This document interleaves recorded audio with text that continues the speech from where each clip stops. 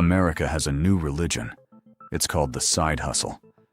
Right now, depending on how you measure it, somewhere between 1 in 4 and 2 in 5 American workers have one.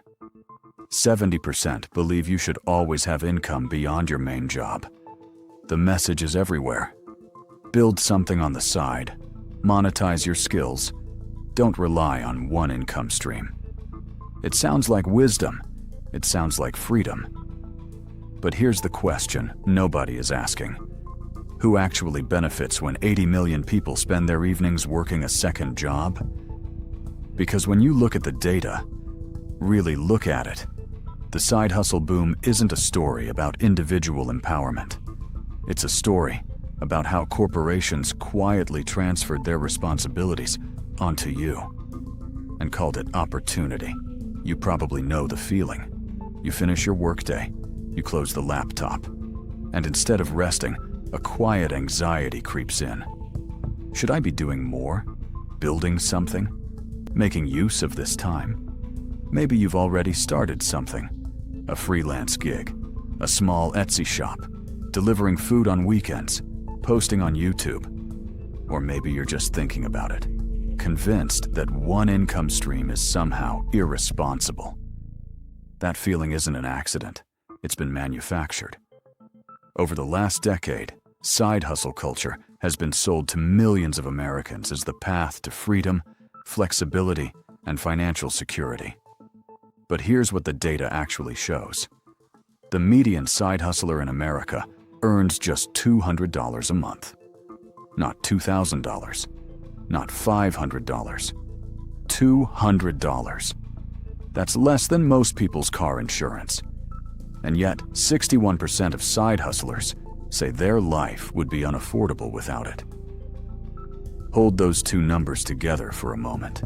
They don't add up, unless something else is going on. Here's the partial answer. The side hustle isn't primarily a response to rising costs. That's the explanation you've heard. That's the surface story. The deeper story is about risk. Over the last 40 years, corporations systematically stripped away something they used to provide their workers: stability. Defined benefit pensions, long-term employment expectations, healthcare that didn't cost you thousands out of pocket, predictable hours you could build a life around. These things didn't disappear because the economy changed. They disappeared because companies made a choice. And when those protections were removed, the risk didn't vanish. It just moved. It moved from the company's balance sheet onto the worker's kitchen table. The side hustle didn't emerge to make you rich. It emerged to fill the hole that your employer left behind. To understand this clearly, meet Chloe. She's 31, lives in Chicago, works in marketing at a mid-sized tech company. She makes $68,000 a year, a solid salary by most measures. But Chloe has watched 2 rounds of layoffs at her company in 3 years. Her 401k has no employer match. Her health insurance deductible is $4,000. One bad year, one medical emergency, one layoff, and her savings are gone. So Chloe has a side hustle.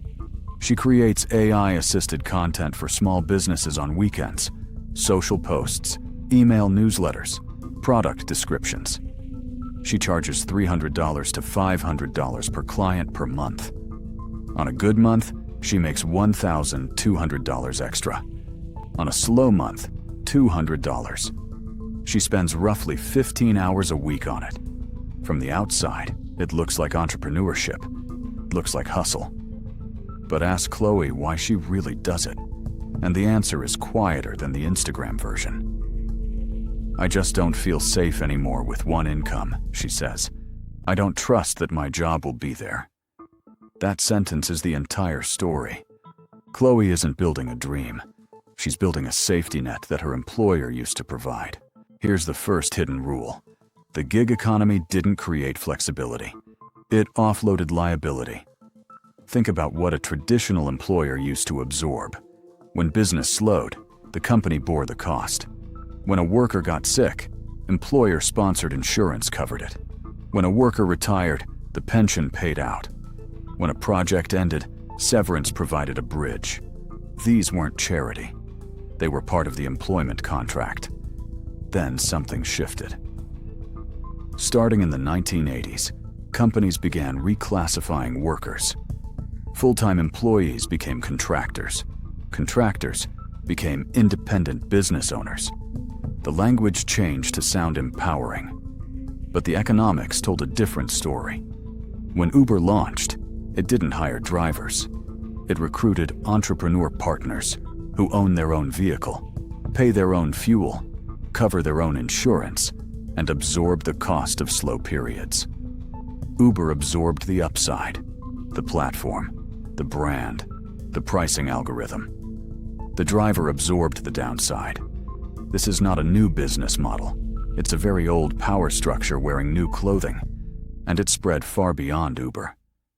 Today, depending on how broadly you define it, as many as 36% of US workers participate in some form of gig or independent work, from full-time freelancers to weekend side hustlers. That's not 36% of people who chose freedom. That's 36% of people operating outside the protections that traditional employment used to guarantee. Now here's the second hidden rule, and this one is more uncomfortable. The side hustle ideology was deliberately marketed to make this feel like your idea. Starting in the early 2000s, something interesting happened in American culture. The word hustle, once a neutral term, became a badge of honor. Books with titles like The $100 Startup, Crush It, Side Hustle became bestsellers. Gary Vaynerchuk told a generation to sleep 4 hours a night and grind. TED Talks told people to monetize their passion.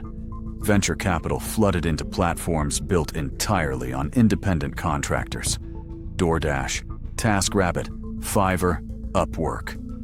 These platforms needed a cultural shift to work.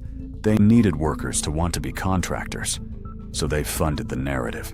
The language of freedom and entrepreneurship was the packaging. The product was cheap, flexible, liability-free labor. Think about how thoroughly that message saturated the culture. By 2020, feeling satisfied with a single job had been subtly rebranded as complacency. Choosing rest over a side project became a failure of ambition. The pressure wasn't coming from a boss or a law. It was coming from social media, from self-help podcasts, from the ambient hum of hustle culture itself. And underneath all of it, funding the content, building the platforms, profiting from the behavior, were companies that needed exactly this psychological state from workers.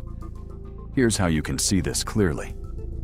The fastest growing side hustles in 2025 are not particularly liberating. Mobile car washing, up 276% in search interest. Delivering groceries, posting AI-generated content, selling stock photos.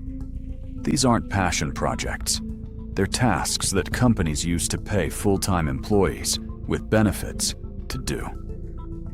Now they're being done by entrepreneurs who own their own risk. The branding changed. The power structure didn't. Now let's zoom out and see the full architecture, because this is where it gets structural. For most of the 20th century, there was an implicit deal between corporations and workers.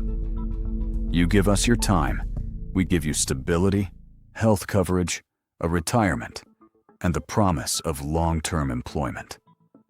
That deal began unraveling in the 1980s. Stock-based executive compensation became standard, which meant CEOs were rewarded for short-term profit, not long-term workforce investment.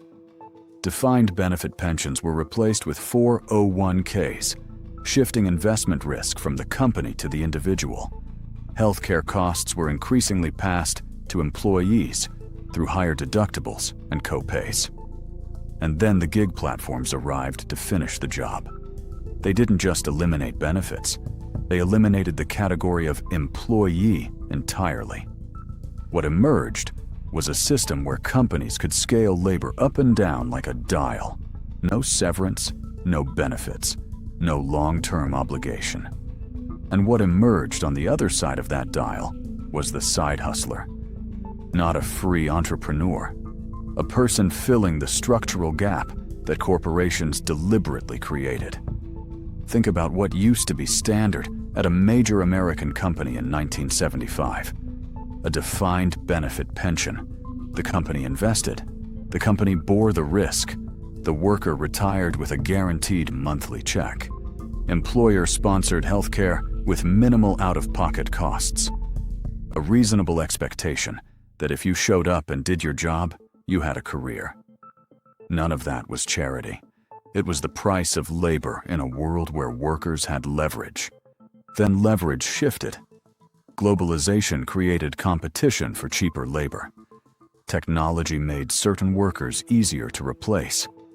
And financial markets began rewarding companies not for long-term workforce investment, but for quarterly earnings.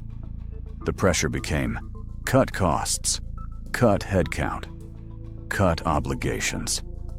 And the most elegant solution, the one that looked clean on a balance sheet, was to stop having employees in the first place. Here's the number that makes this real. In 2025, the labor share of US GDP, the portion of economic output going to workers as wages and salaries, fell to its lowest level since records began in 1947. Workers are producing more than ever. They're keeping less of it than ever. And they're supplementing the difference with side hustles on their own time. Now here is where it gets genuinely unsettling. The side hustle isn't just a response to a broken system. In a strange way, it sustains that broken system. Think about what happens when 80 million workers develop secondary income streams. They become more financially resilient, which means they're less likely to organize for better wages and protections at their primary job. Why go on strike when you have a side income? Why demand better benefits when you've learned to self-insure? The side hustle functions as a pressure valve. It absorbs economic discontent just enough that the underlying structure never has to change. There's a name for this in sociology: individualization of systemic risk. When collective problems, wages too low, jobs too unstable, healthcare too expensive, get reframed as personal challenges to be solved by personal initiative, the system is protected from accountability. It's a profound sleight of hand. The problem isn't that your employer doesn't provide a pension. The problem is that you haven't started a Roth IRA yet. The problem isn't that your salary hasn't kept pace with productivity growth. The problem is that you haven't monetized your skills outside of work. The responsibility shifts, the blame shifts, the narrative shifts, and the system, unchanged, keeps running. Work hard enough and you'll figure it out is a message that benefits the people who designed the system, because it keeps the focus on you and off them.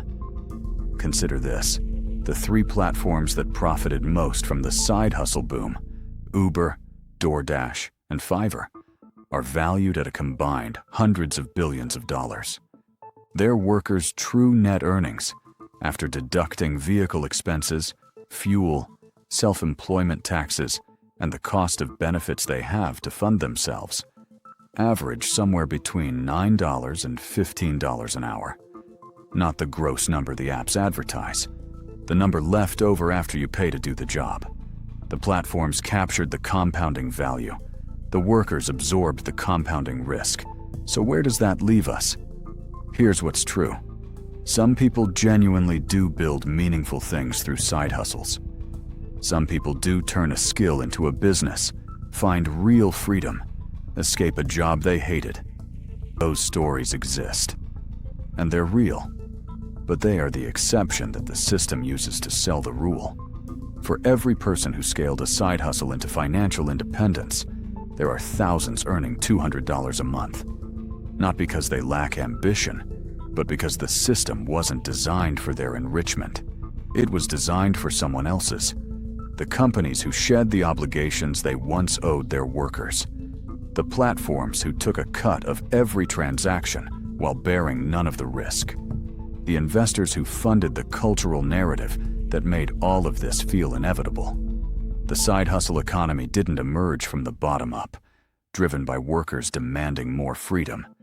It was built from the top down, by corporations looking for more flexibility, and finding it by making independent contractor sound like a promotion. And here is the most uncomfortable part. It worked. Not because workers were naive, but because the offer was real enough. $200 a month is still $200. A flexible schedule is still valuable. The feeling of building something, even something small, is still meaningful. The system offered just enough genuine value that the larger extraction became invisible. That's the genius of it. Not coercion, not deception. Just an offer that was good enough for them, dressed in language that sounded good for you. So the next time you feel that quiet pressure, I should be building something. I should have multiple income streams. I shouldn't rely on just one job.